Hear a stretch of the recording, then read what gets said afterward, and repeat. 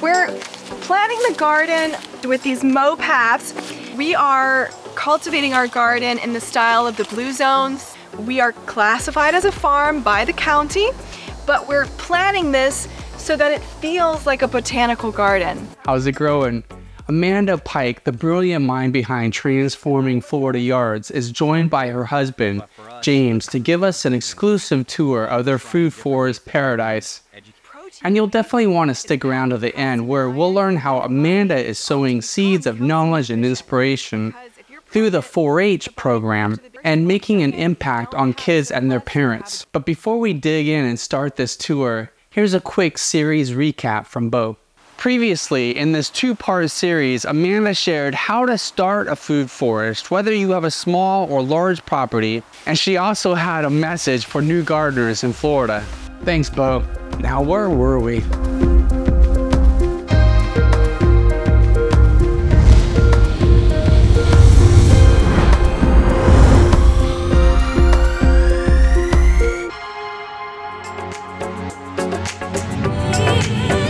I bet that's it.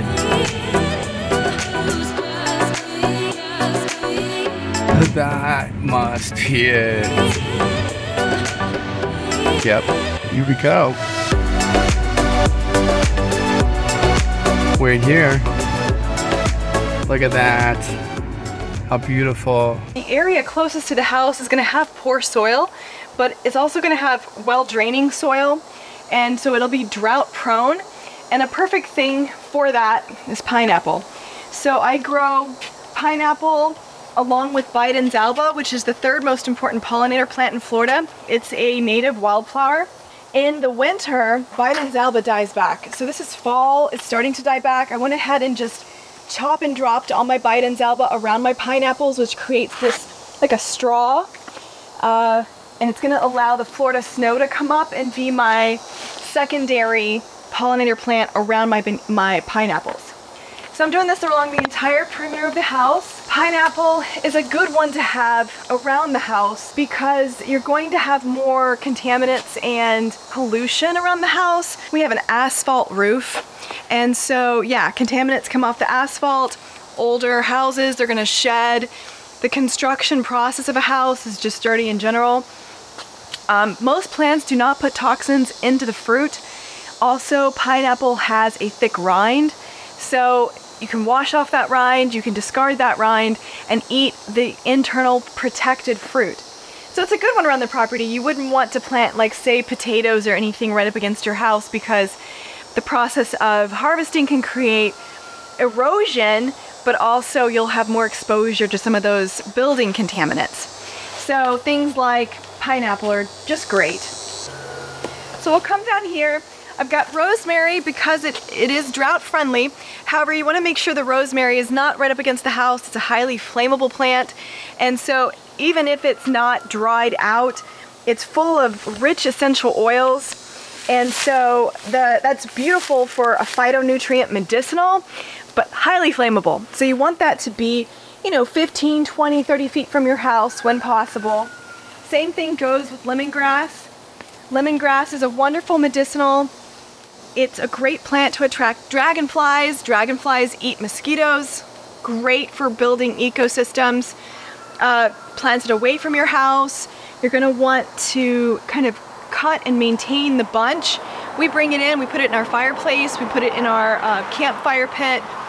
It's an instant fire starter. So don't leave your clippings around the plant, especially if you have it planted near the house.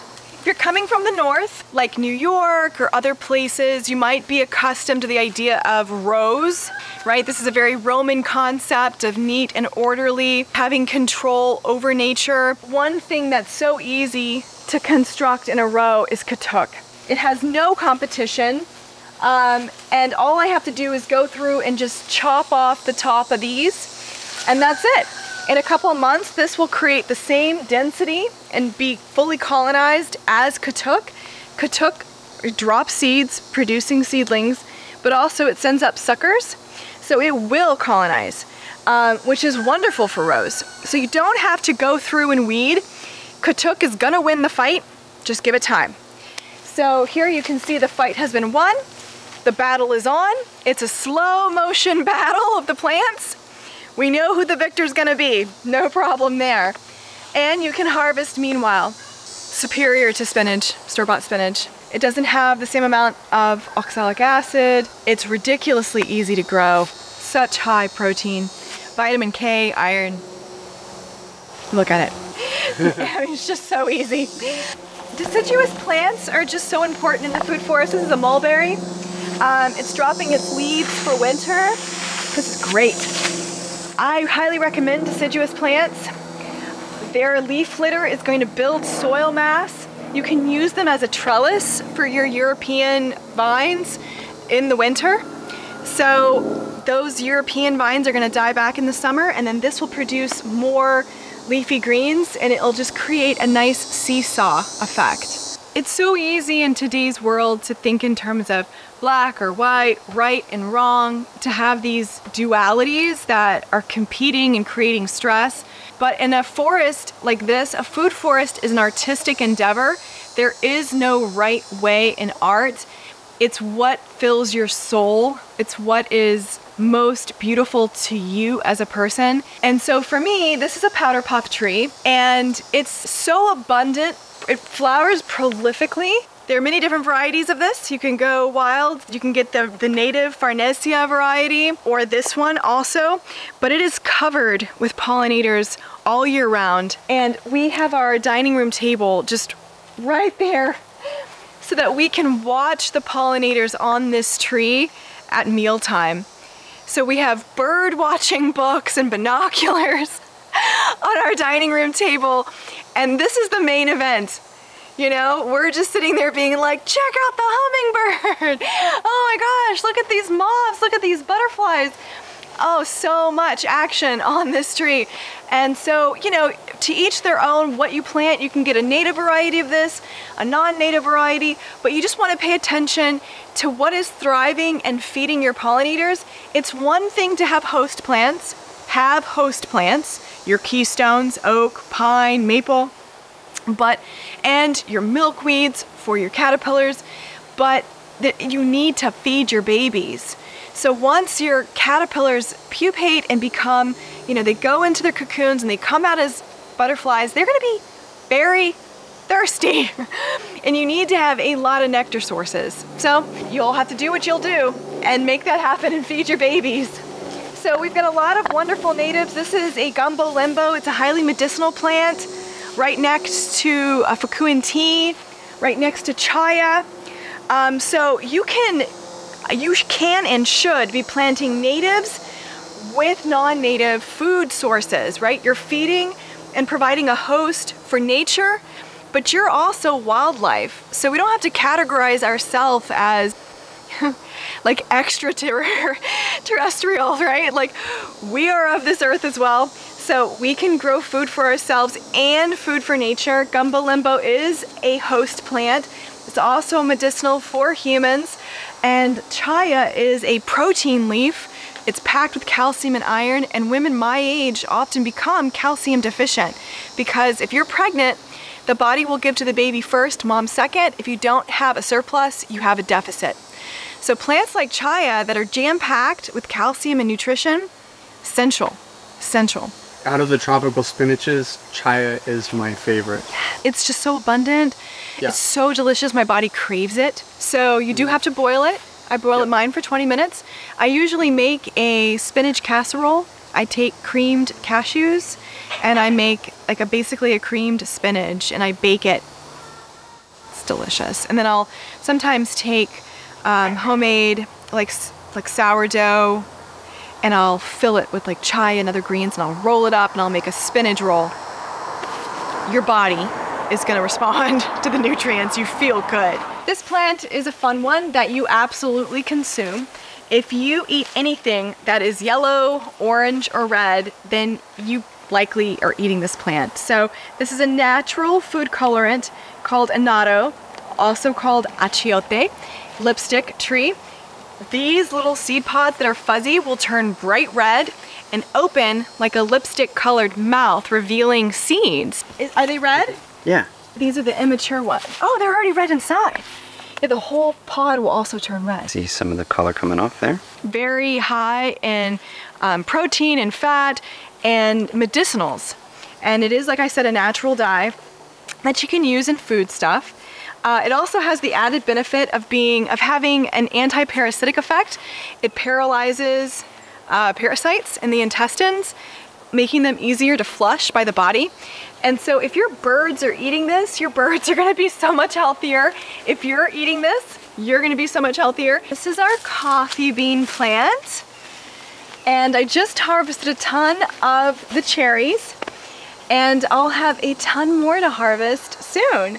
So we've got multiple plants, and my friend just let me dig dozens more seedlings from his property. So I'm gonna create a whole little Plantation. yes. I can't wait. I'm so excited to roast them this afternoon. The caffeine section of the garden. Exactly. Exactly. The leaves are caffeinated.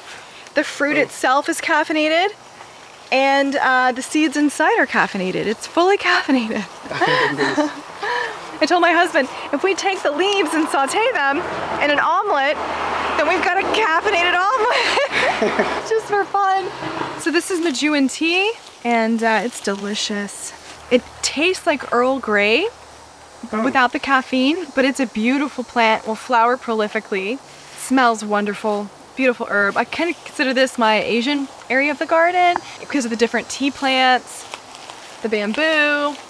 And so we are cultivating our garden in the style of the blue zones, the 5 countries throughout the world where people live to over 100 disease-free. And so what we're doing is we're looking up their recipes, growing the plants they grow. 3 out of the 5 blue zones grow and eat chaya. The blue zone Okinawa, Japan has tea every day, multiple times a day. And tea is the easiest way to improve nutrition without increasing calories. Drink a lot of tea. We want to be a blue zone household. We want to live to over 100 disease-free. So we want to grow the things the blue zones are growing. We want to eat them in the way that they are eating them. Yeah, you can just hear the life buzzing, you know. Cicadas are threatened, not in our yard. We have so many insects. It's just so invigorating to hear all the activity. Yeah, one of the concepts with this property that I really respect about Amanda, that we part of this journey is that we came and there were some of the more mature fruit trees, like this is a large mango that kind of were growing out of control, but most of the rest of this was just lawn. And so we mapped out what was the wet areas, what was the dry areas, but then it really became a big experiment. And not being afraid to experiment and try, let's see if cranberry hibiscus will grow here. Let's see if bananas will do well, or moringa, or various types, any kind pineapples. Where can pineapples grow best? And planting them in all the different types, seeing what happens, and doing more of what's successful.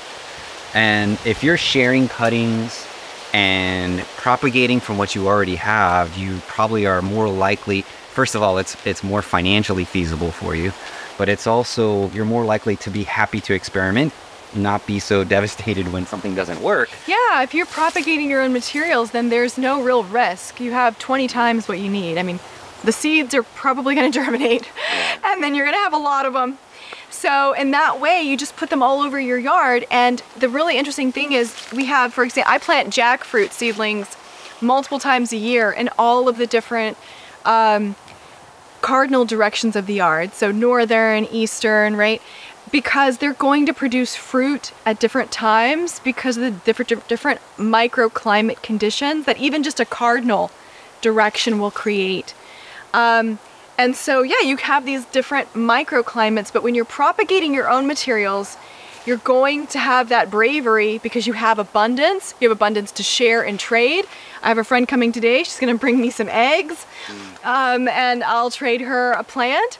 It's just fun. You know, it's just gift economy friendship, and it's not a competitive model. It's a collaborative model. It's much healthier mentally, spiritually, emotionally. Yeah, and being open to learning, being open to experimentation. And I'm learning myself how to start to control the large fruit trees. Say, how do you take one that's overgrown? A lot of people, you know, they become obsessed with perfection rather than how can I learn and slowly improve, have patience over time. A lot of people will say, well, if it's overgrown, just cut it to a stump and start over. Whereas, okay, I see that that might work, and then you'll have to wait another 5 years if you want that immediate gratification that you've just started over.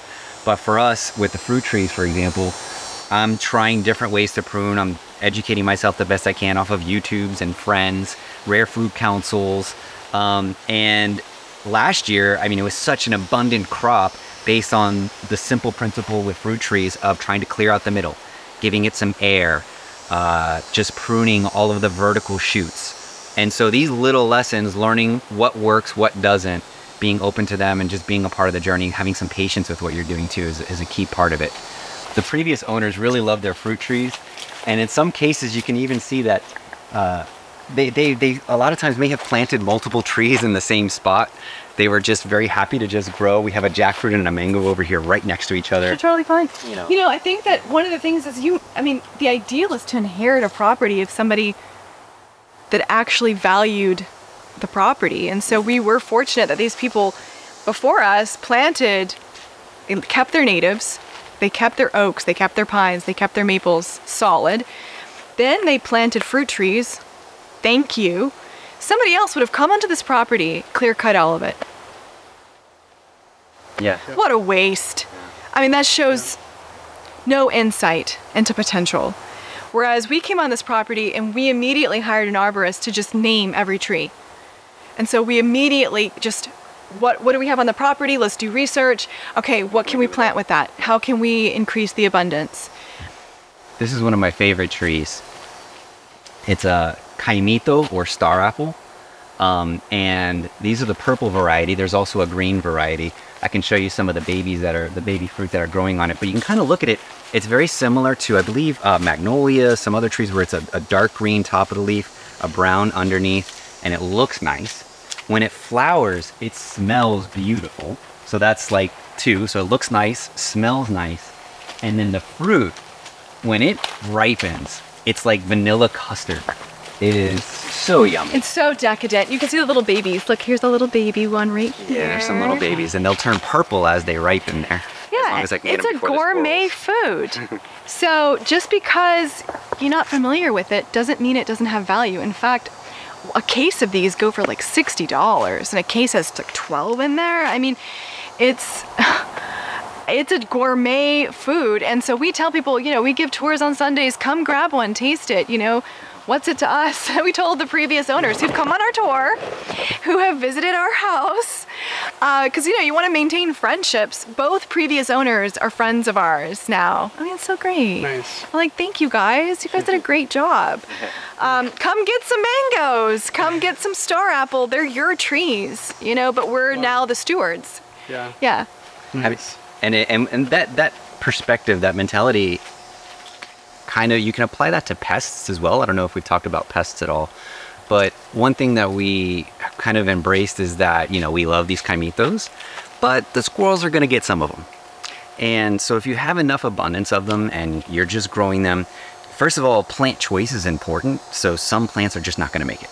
And the ones that don't make it, if the pests get them, if the bunnies eat all of them, maybe that's not the right plant to grow there. But if there's enough of them in terms of volume, and they're the type of plant that they don't get completely demolished by whatever pests are out there, like whiteflies or, you know, any kind of bugs, that you can enjoy them, then those are the plants for us, you know, and we try to grow them in enough volume that we can appreciate it and not try to get too stressed out. So my husband's the coconut guy. He's amazing. And we joke that, you know, his parlor trick when he brings his colleagues from work over is to open a coconut. Who has seen a gringo open a coconut? Raise your hand, you know. So we have these beautiful coconut palms that the previous owners planted. Things about coconuts, they're really great on the perimeter of the property. Our previous owners were obviously very knowledgeable, planting them on the perimeter of the property. So there's a saying that I just really like. I think it's important to research the folklore of plants because they help to give insight into the meaning that these plants had in people's lives on an emotional level. And so one of my favorite sayings about coconut is, if the child that you reared won't care for you in old age, the child that you planted will. And so coconut is sort of a pension plan. And the nutrients are so dense. It's such a prolific plant. It provides so much abundance that in many countries, it's the staple crop of all generations, but especially the aging generation. And the cream of the coconut, because of its lactic acid content, has been likened to mother's milk in terms of being just so nourishing to the joints and the system and the bowels. And so I just love that. I love that saying. And papaya, we'll walk over papaya. There's a similar folklore about papaya. And whether or not it's fact or not, it gives a real emotional insight into the importance of the plant. So one folklore story about papaya is that there once was, you know, a man who had children, and the children went and took 3 kernels of corn from the government's land. And the government official said, "You need to pay me back the kernels of corn." And the man said, "No problem." He grew a stalk of corn and he gave the government official 3 kernels. And the government official said, "No, that's not good enough. If I had 3 kernels, it would have exponentially increased. One ear of corn has 1,500. 1,500 times 1 year is 15,000, you know, 15,000. So basically, this poor farmer's debt just exponentially increased, and he was never able to pay off the debt, and he died. And in his place grew a papaya. And the idea of that, in many cultures, papaya is a plant that helps people to avoid debt. Because if you're just buying food, we know the inflation of food. When we went and traveled to see my brother, we bought fresh produce, organic produce, non-GMO. It cost us $1,000 to feed 3 people in 1 week to eat at this quality. Yeah. We spend about $150 a week because we have so much food. So that would be 52 grand a year. Now that's post-tax. So then we would have to make $65,000 a year just to pay for the quality of food that we have for free on our property. And so that story about debt kind of killing somebody, food debt, is true all over the world. And also farmers all over the world who do this style of permaculture gardening are often approached by business people or even government officials and told, listen, stop the permaculture approach. Do monocrop agriculture, only grow coffee, only grow papaya. And this farmer who was able to feed themselves variety and abundance now cannot because they only have one type of food. And then if the market shifts or the regulations change or, you know, voters change the government, then what happens? These farmers starve. I mean, isn't that an oxymoron? So having a papaya means food security. You got a fruit, you've got a vegetable, the leaves are high in protein, for free. We have a female papaya here and she's a little too tall for our convenient harvesting. So I'm likely going to chainsaw her down to pull that fruit. Hold on, just 6 days after recording this, nature took care of that. Strong winds snapped off the top. Amanda made a clean cut at a 45-degree angle to prevent it from rotting. Oh, that's great to know. Yeah, now they have plenty of green papaya harvested for meals. Back to the tour. We prefer to eat the fruit green. It has a lot of folate. It's just like a crisp iceberg lettuce. It is so delicious. I just love it. So I'll be chainsawing her back and pulling off all her fruit and she'll grow right back. So here's a hermaphroditic papaya that got a little too big for itself and fell over. So I propped it up with some cinder blocks and it's growing back, no problem. The flowers of a hermaphroditic papaya, they're very large and you can open the flower and it's going to have both male and female parts so that it can produce. So it's a very large flower because it's housing both parts. And it's at the base of the leaves, most often, when that's where the papayas tend to grow. Whereas we can show you a male papaya, their flowers tend to extend from the base and have longer stems extending out. Whereas these are just kind of, you can see them stationary at the base. The fruit will grow from those. I see something here that looks like the tomato hornworm. Yeah, Oh, look at this guy. It's called the sphinx. It's a sphinx moth. Yes. And so We don't bother them. We have so many papayas. We don't bother. We need moths. Yeah. Yeah, and we do have a parasitic wasp who will manage their population for us, but we absolutely need moths. We have our wildlife work for us. Yeah. So we have night pollinators. Thank you. And then we have daytime pollinators. So yeah, they're making our food all day, all year, and the least we can do is feed them. I mean, how cruel would it be to work for us? We're not gonna feed you. It's kind of an unfair relationship. Look at it, yeah, it's going into its cocoon, yeah. So don't be afraid of just hacking your papaya.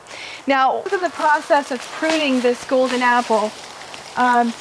We've got some fallen fruit, so we're gonna get up there and harvest. I hope. Oh, I already did. You can see the trimmed limbs there. It's a little bit brittle, so we try to keep it.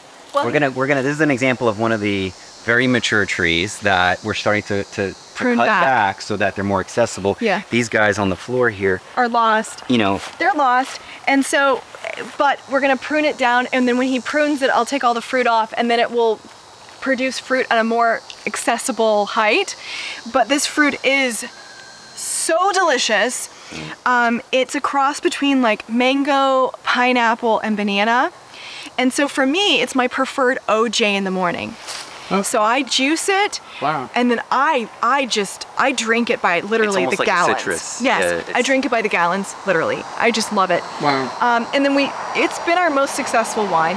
I've had a lot of failed wine attempts that my husband has gritted through. It's interesting. But the golden apple was just really, was really gratifying, and like, it just tasted nice. Yeah, lightly fermented.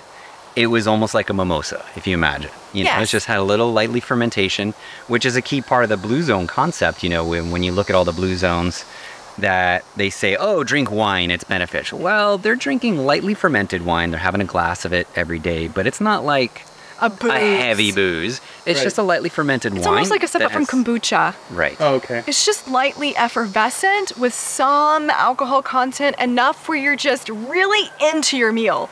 Like, this food is delicious. It's a complement to the meal, right? And it's a digestive aid, and it's a mood enhancer, so the conversation flows a little bit easier. Socialization happens. Yeah, and when you've been married a while, you gotta think of things to talk about, and it's kind of nice to have a conversation aid, where you're like, this is incredible.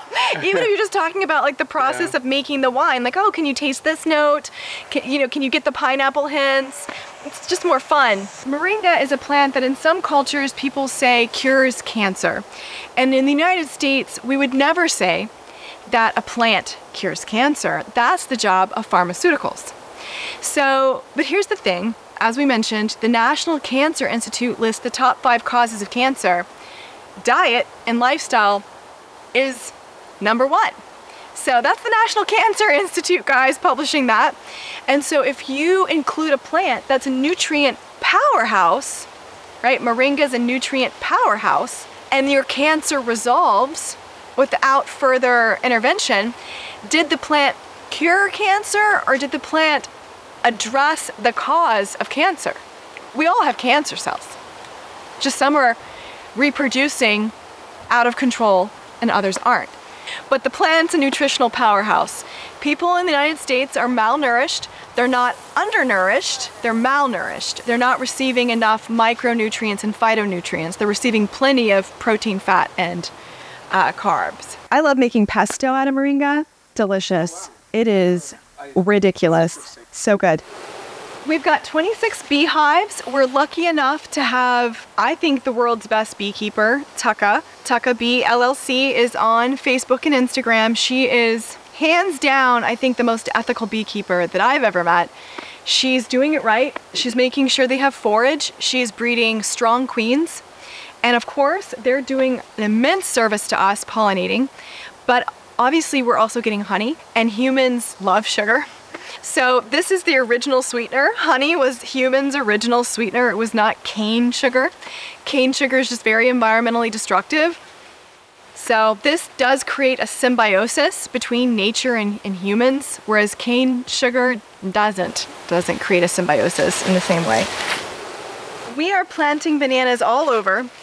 Bananas are the ultimate staple crop. They're the oldest cultivated plant known. So historical records show that humans and bananas go way back.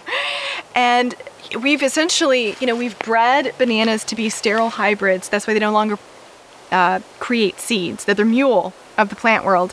And we did that to produce large fruit. Eating the fruit green, much like a papaya, when you eat it green, it's a vegetable. When you eat it ripe, it's a fruit.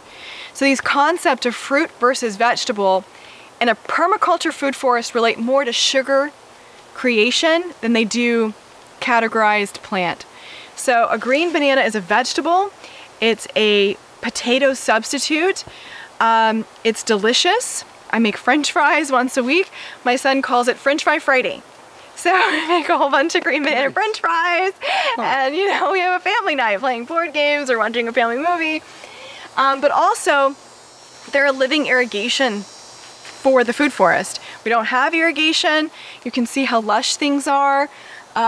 We plant bananas all over. They soak up extra water in times of flooding, and then they do a slow release back in times of drought. And plants can send their roots over to banana and kind of squeeze the sponge corm for moisture. So they're a wonderful plant to have. Plant them all over, plant them everywhere. They're wonderful, and you can eat so many parts of them. You can use the leaves as food plates, as wrappers for tamales. The actual stalk, the inner stalk, you can blanch, and it's sort of like an endive, like a lettuce. You can eat the flower, obviously. People make tea out of it. So great. And a key thing with the bananas, a lot of people will wonder, well, why aren't mine producing? Right? So the best place we found is in your wet areas. Any area of your yard that gets flooded, put them there. And then the next step is mulch, mulch, mulch. And I don't mean like the store-bought garbage mulch, like real, call a tree trimmer, have them dump a load in your yard, or mulch your own, chop up your own tree trimmings. Even when we get a banana rack, you chop up that original tree. That tree is done. When it's produced a rack of bananas, it's done. You chop it up, put it at the base. Now that becomes the new matter to feed the bananas. They want to be fed, they want to be wet, and that's our most productive ones are in our very wet, muddy area where we've dumped a bunch of mulch. I'm getting a mulch delivery from our arborist today, sometime this week. Yeah. Is that your first one? Oh no. Oh no, okay. I do it at least once a year. Okay. But always during one of the cooler months of the year. That's my workout. I was gonna say, it becomes a workout. I literally will do 10 reps with each arm, and then to make sure to balance things out. And then another piece that is magic, a magical improvement that people sometimes don't realize is don't use a shovel, use a pitchfork. The pitchfork is like, oh my God, what a difference. World's easier. One thing about banana that I want to add, we're talking about folklore just because of the emotional resonance that the stories can give. Historically, banana was used as the wedding arch. So when a couple got married, people would give them bananas and they would stack them and put them in pots and stuff, and the leaves coming together, that was the wedding arch.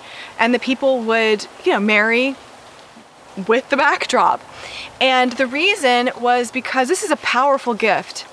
When you're newly married, you're creating this new life, right? You might be creating a new household. And just think about, even in the United States, what kind of food quality newlywed couples are eating, right? Like, think about a college kid. What's going into their mouth? It's garbage. And so newlywed couples are also family planning. I mean, this is the first food. Bananas are oftentimes the first food that a baby will eat. So here you've got food security, you've got a natural irrigation, you've got a multi-purpose plant. It's the ultimate wedding gift. And the ultimate wedding food was a jackfruit. So at the wedding arch, bananas. Then the buffet, jackfruit. One jackfruit is gonna feed both sides of the family. You're like, abundance. All you had to do was just open one fruit. Yeah. So we host 4-H for ages 5 to 10. Parents are required to attend, not only for child supervision, but also because we're building a community. And so we want the parents to go home and create their own food forests. So I need them there. And the most important thing that we do in 4-H, we have them plant, we teach them about the layers, we do all the things in terms of educating. But hands down, the most important thing that we do in 4-H is free time. Go out and play. The kids race out of the pool enclosure, right? Because this is kind of our classroom setting. And they're screaming and they're running and they're navigating all the paths. And that is imprinting an emotional memory that is going to stay with them their entire life. So when they see a forest or when they think about a farm, it's going to affect them in a way that's not anxiety provoking, not I need to make a list and have to-dos, not the end of the world is coming, right? Climate change, but in a way that's going to be like, oh, I want my kids to have that. You know, I want to give that to the next generation. And that's kind of where we're faltering as a society, is how many of us had the opportunity to have free play in a food forest. I'm betting not many in the United States. And so the longing to provide this to our children, you know, it's not even on our radar. It has to become on our radar. So for me, I want the children to have a scaffold emotional connection, because I believe that, you know, the emotion in this whole experience is going to be way more powerful than the thought and the memorize these terms. And do you know what plant this is? You know, there's a rule, don't put it in your mouth unless I hand it to you. Right? But they're out there enjoying the dappled light, and they're encountering things and having the butterfly flutter past them or even land on them. It's just gorgeous. It's just such a wonderful thing. So many people, obviously children in that group, say, I don't like fruits, I don't like vegetables, right? Part of the reason is because the fruits and the vegetables they're encountering have traveled, like broccoli travels an average of 1,800 miles before it gets to the store. And then you get it and you leave it in your fridge for a week. It's old. It is not tasty. But if you pick something and it's fresh, that's delicious, because the human palate was developed to perceive nutrition. Right now, so many Americans have their taste buds sandblasted by fat, salt, and sugar. They cannot taste nutrition. And that's why so many are nutritionally malnourished. So having kids have the ability to taste something raw, they're only perceiving nutrition. That is so important for their lifelong health. To dig deeper, especially if you're a Florida resident, check out Amanda's book, Transforming Florida Yards, a Regional Food Forest Guide. This is a super helpful resource that covers many aspects from planting to food prep. Plus, it has handy plant profiles for 200 plant varieties that thrive in our climate. If you're interested in purchasing Amanda's book, you'll find the affiliate link in the description below. And when you make a purchase through any one of Stack Strip and Harvest's affiliate links, you not only help us continue with the mission of the channel, but also help us continue with making awesome video content like this in the future at no extra cost to you. And we really appreciate your support. Hey Stack, tell them about the episode with the community food forest in Coral Springs. Yes, imagine if you had something like the Pike Food Forest, but a community food forest. This is a jujube tree. Check out this tour that I did with the Rotary Community Garden and Food Forest of Coral Springs. And if you don't see a link up here, there will also be a link in the description. And if you missed part 1 of this series where Amanda explains where to even begin to start a food forest, you'll either see a link on the end screen of the video or a link in the description below. You ready, Bo? Yes, live regeneratively and let's grow together.